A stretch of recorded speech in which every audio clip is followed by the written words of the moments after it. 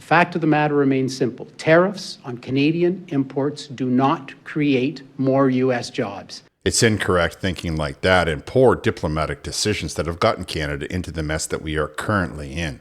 Welcome back to the Canadian Shield. My name is Sterling.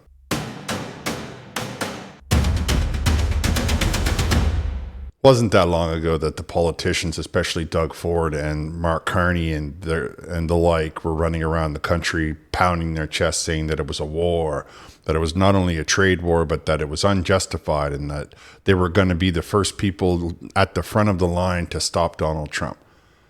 Now we've come forward a few months. The economic situation in Canada gets worse and worse with every passing second. They have absolutely no idea how to solve the situations with Donald Trump. They have no idea how to solve the situations in the economy at large. Now China has decided to add even more tariffs to the canola situation just as it's getting ready to be taken out of the ground. Doug Ford has some responses to the ever decreasing in revenue that's coming into the industries in Ontario, namely the cars and the steel. Of course, they are offering them bailout loans. They're calling them loans, but I don't imagine these companies will have the ability to pay them back because I don't see the government with a 54% corporate tax rate having the ability to revitalize the economy in a way. They are so used to the one way of doing it, and they lack the imagination to get it done. There's a lot of problems that are going to come out of this canola situation for Saskatchewan and for Canadians at large. And we need to talk about that. But first, let's open up with some of the things that Doug Ford's government has done, lending, money to industry and saying things like, well, tariffs don't create jobs in the United States of America. We need to see how that is absolutely not the case at all because it's not about the tariffs. And that's the part that they want you to overlook. Including the new $5 billion Stellantis plant, the battery plant. We're keeping an eye on that, a sharp eye on that, and right here in Windsor, which will help secure Ontario's place as North American hub for building the cars and the batteries of the future. There is so much wrong with that statement. I can't believe Doug Ford found the courage to say it. Right out of the gate, we got to look at the fact that Canadians don't want to buy electric cars. That's why so many of them have shut down. North Americans, as a rule, don't want to buy electric cars because they don't have the battery life. There's nowhere to charge them. There's 100 reasons why people don't want them. There's no reasons why people do. Mean you say, oh, no, they can get that installed in their house, this little charger for their car.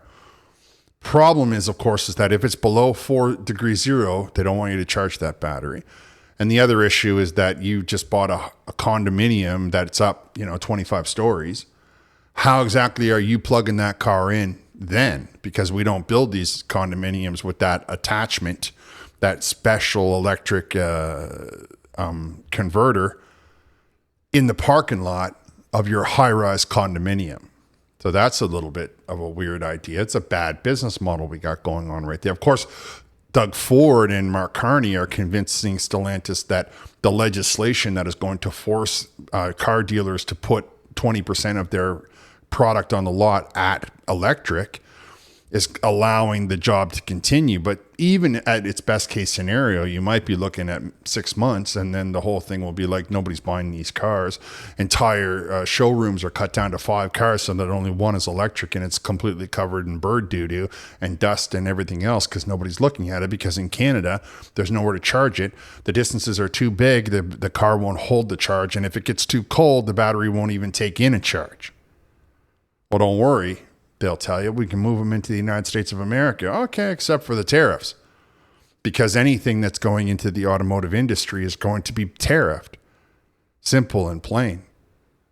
But that is an indication of just how badly the car industry is taking a hit in Windsor. So to that end, Doug Ford and his parliament have decided that they're going to be putting out a couple of more loans to these various multinational corporations.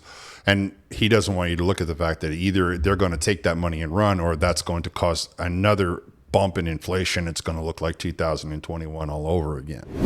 So today I'm joined by Minister Fedeli to announce we are launching this next pillar in our plan, the Protect Ontario Financing Program. This new program will provide Ontario-based companies in the steel, aluminum, and auto sectors, some of the hardest hit by U.S. tariffs, with up to $1 billion in funding support.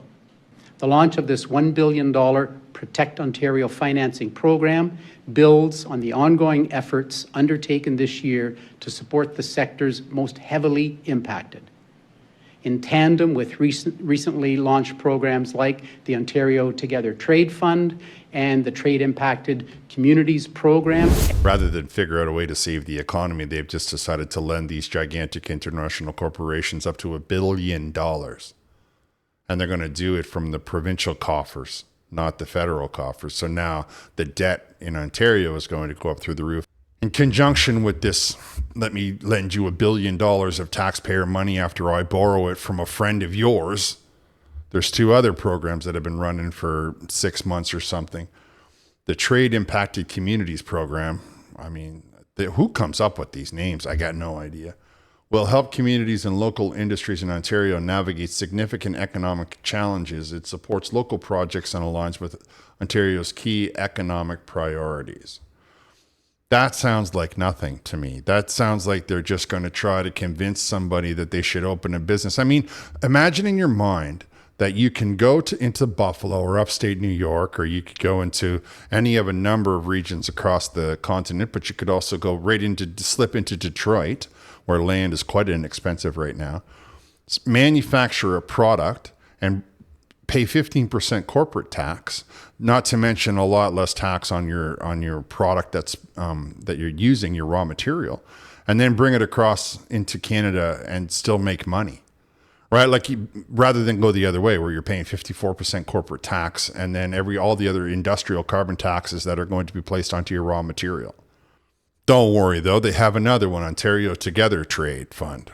Well, yeah, it sounds great. Provides provincial support to help businesses near-term investments, which is typically under 3 years near-term, so they can serve more interprovincial customers, develop new markets, and reshore critical supply chains. Unbelievable. The same old story, the same old stories. This is now going to be lending money to people again who they're hoping will begin to make manufacturing. Of course, the problem isn't that we don't have people in Canada that are entrepreneurial. The problem is not that. It's not the people. The people is not the problem. The problem is the government. 54% sales tax. Then you have the municipal government demanding development charges out the wazoo. There are situations in this world that there are people paying less to organized gangsters than they are to City Hall to get businesses operating in the neighborhood. That's how bad these development charges are. Where's that money going? Again, into the never-ending bureaucracy that the governments are so fond of in Canada in today's day and age. We need responsible government to come back. That's the first thing we have to be doing. We have to be getting to the point where the people that are running the show understand that what we need, not to run around doing the same old things that have brought us to this situation in the first place. Outlandish taxes, outlandish development charges, years of red tape, years of waiting. That's not how you get a business up and running, and nobody in their right mind is going to be borrowing money against that when they could simply geographically drive, let's call it 2 hours, 3 hours even, fire up their business at a 15%, everything will be less than 15%. That's nearly 40% in savings right there, from 54 down to 15. So even if the tariffs are 35%, you're still saving 4%. Imagine in your mind that what Doug Ford is talking about. If the math doesn't support it, and appreciate that I'm doing that off the cuff, but there are people right now with calculators out. This is all they're figuring out. They've taken the time to go look for a building in the South, in the Americas. They've found out the square footage. They found out the local rates. They know what it's going to cost them to get it up and running. And then Canada will be so desperate that they won't be able to charge tariffs. So the jobs will go south, the product will come north, but it won't matter because we won't have the economy to purchase it anyway, because we have people in charge who don't seem to understand how these things work. The fact of the matter remains simple. Tariffs on Canadian imports do not create more U.S. jobs. What an astoundingly inaccurate, tone-deaf thing to say. If you want to be attacking Donald Trump, please do it with accuracy so that I know that you're telling people the truth that they need to hear and that you're not trying to manipulate the situation by saying one thing and the other thing being true. For example, tariffs in and of themselves don't create jobs, which of course begs the question why we're charging tariffs to American products when our economy is already in such a bad way and people don't have the money to afford rent, let alone coffee costing twice the much, pickles costing twice as much, and all the rest of that. But let's leave that aside. Let's just look at the fact that Donald Trump told everybody that if you make their product in the United States of America, then there is no tariffs. Then you can bring your raw material in as you like. You would prefer if you buy American, of course, but that doesn't matter as long as you make your product inside of the United States of America. And at last count, it was $16 trillion worth of investment. $16 trillion. You think that there's no jobs created by that? So I'll give you the tariff in and of itself is not creating jobs. However, this little wrinkle where he's offering companies 15% corporate tax rates to come to the United States to hire local people to manufacture their product inside of the continental United States, well, that creates an enormous amount of jobs. I am extremely disappointed with respect to the decision that the country of China has made in further increasing their temporary tariffs on our canola seeds, which will add to the existing tariffs on canola oil and meal. This is a response to the government's tariffs on Chinese electric vehicles largely.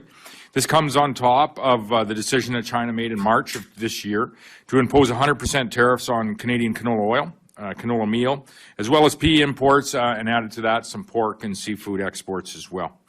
Beijing has also announced an anti-dumping probe for Canadian imports of pea starch, of which they will be working on in the weeks and months into the future. That is another potential impact for Western Canadian ag producers that we just simply can't withstand at this moment.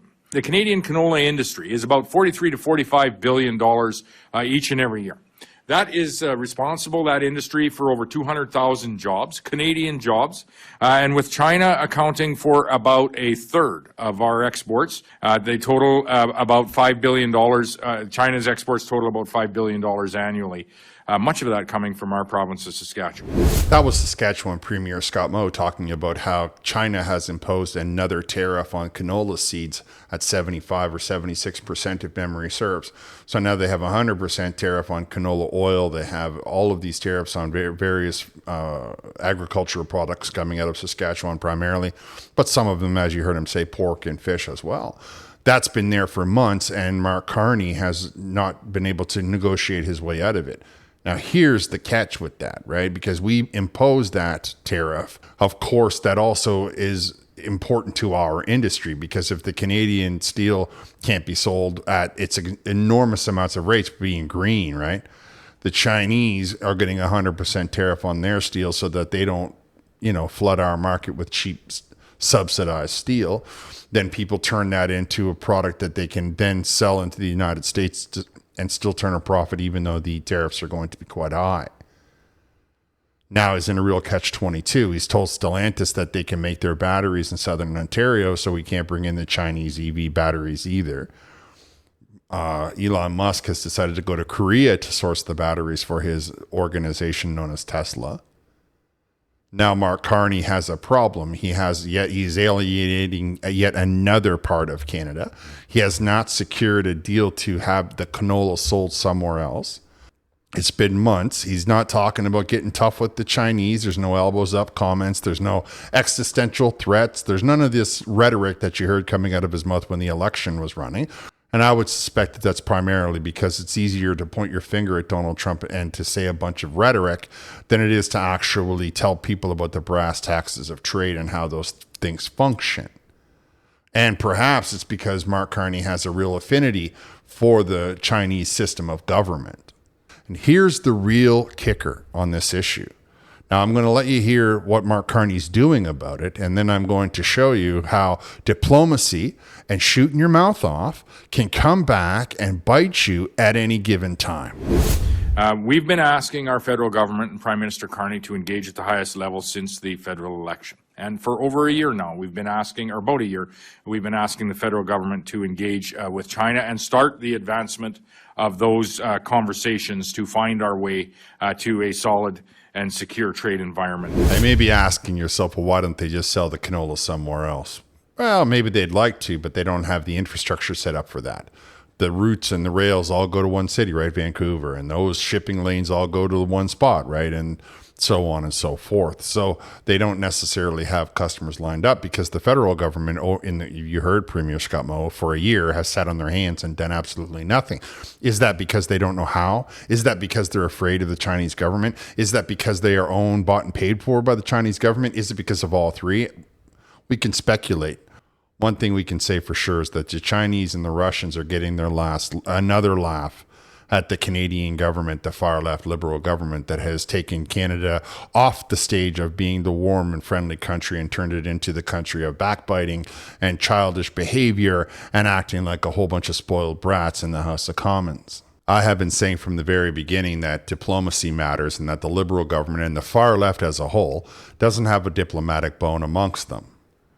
We can see now from this recent search I did on Google how that kind of thing can come back and bite you, and how that kind of thing can now harm not only the Canadian economy, but the individual provinces of Canada by bad diplomatic decisions, lack of economic foresight, lack of planning. All of these things can be laid at the feet of the federal government. Now, understanding these things the way that I do, I said, I wonder.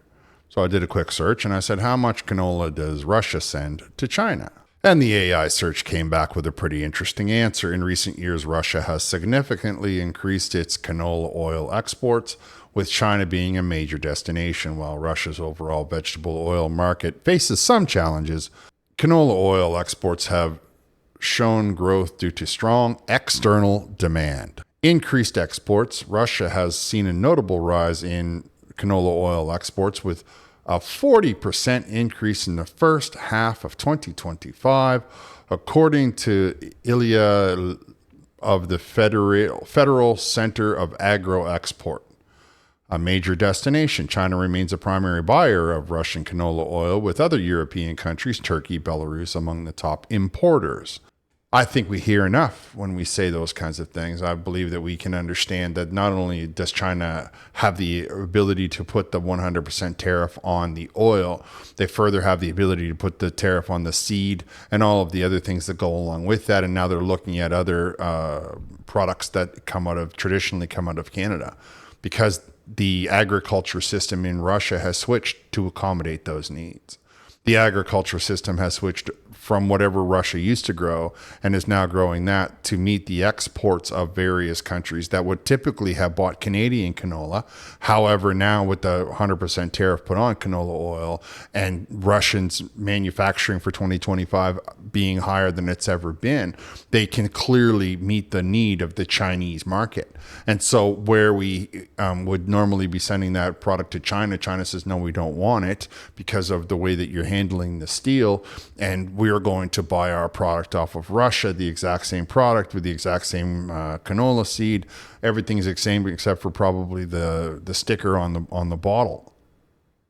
And Mark Carney is left looking like he can't get anything done. So even though he's in tight with China, he can't solve this problem because China's in tight with Russia, and Russia wants revenge on Canada for all of the way that they have treated Russia over the past few years. Sticking our nose into international conflicts was a bad move. It might be one thing to stick our nose into an international conflict. We can smooth that kind of stuff over with a personality like a Russian personality. They understand what scrapping is about, and you know when to let it go and to let water grow under the bridge. However, the name calling and slandering of the character of the individual will be remembered for 4 generations. That's the nature of holding a grudge. That's the nature of diplomacy. That's the nature of these things.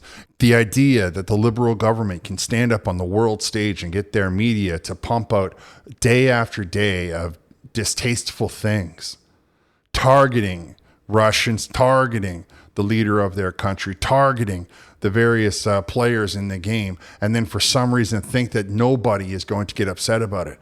Nobody is going to try to push back against it. I don't believe that we're going to get a deal with China. And I believe that the reason Mark Carney hasn't done anything over the course of a year is because he has reached out and they told him that they hung up the phone. They didn't return his call. They simply said, you're not welcome here because we have satisfied this need for our consumers. So our country is not feeling it at all. The people that buy the canola in at whatever, by the gallon or whatever, they are not going to be missing it because we're getting that need satisfied by the Russian agricultural system. So good luck with selling that. Have a nice day. And don't worry about our cheap Chinese steel coming in and flooding your market. And we come back to it. We come back to the fact that Mark Carney is not the businessman that everybody claims that he is. We come back to it. We see that diplomacy matters. We see that it's impacting nearly 200,000 jobs primarily in the Saskatchewan area with the harvest of this, I think it's 12 million acres.